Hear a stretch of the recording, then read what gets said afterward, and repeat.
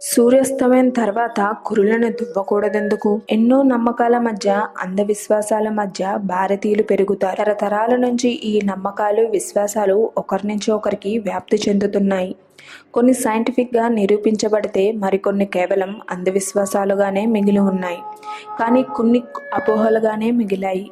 అయినా ఆధారాలతో వీటిని పాటించడాన్ని అలవాటు చేశారు కాబట్టి అపోహలైనా పాటించాల్సి వస్తుంది.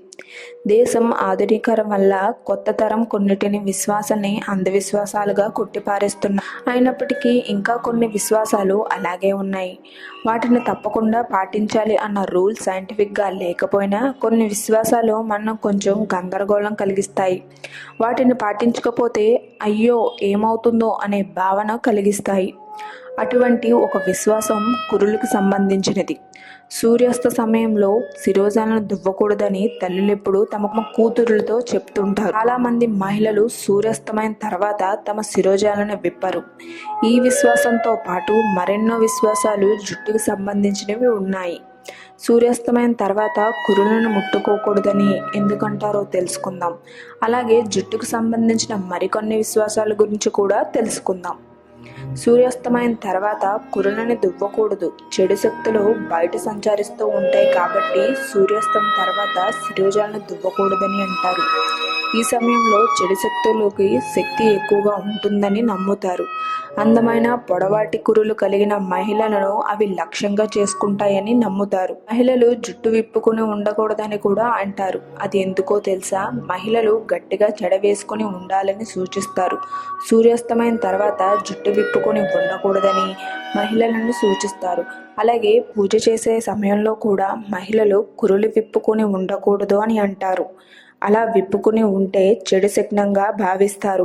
ఊడిపోయిన కురులను జాగ్రత్తగా పారవేయడం, కురులను దువ్వుకుని జడ వేసుకున్న తర్వాత చేతిలోకి వచ్చిన జుట్టును పారవేసే ప్రదేశం గురించి కూడా రకరకాల నమ్మకాలు ఉంటాయి. కురులను జాగ్రత్తగా సరైన ప్రదేశంలో పారవేయాలని అంటారు.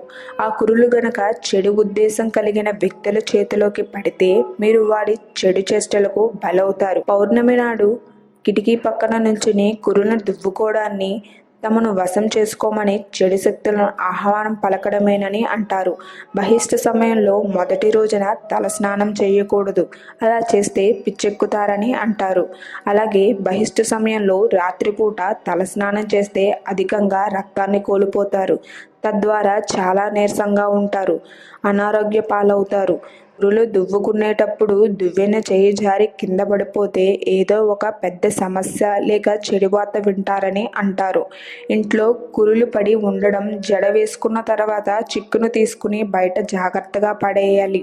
ఇంట్లో ఎక్కడ పడితే అక్కడ వెంట్రుకలు పడి ఉంటే ఇంట్లో వాళ్ళ మధ్య గొడవలు జరుగుతాయని అంటారు. ఈ వీడియో కనుక మీకు నచ్చినట్లయితే లైక్ చేయండి, షేర్ చేయండి. మరిన్ని భక్తిపరమైన విషయాల కోసం మా ఛానల్ని సబ్స్క్రైబ్ చేయండి.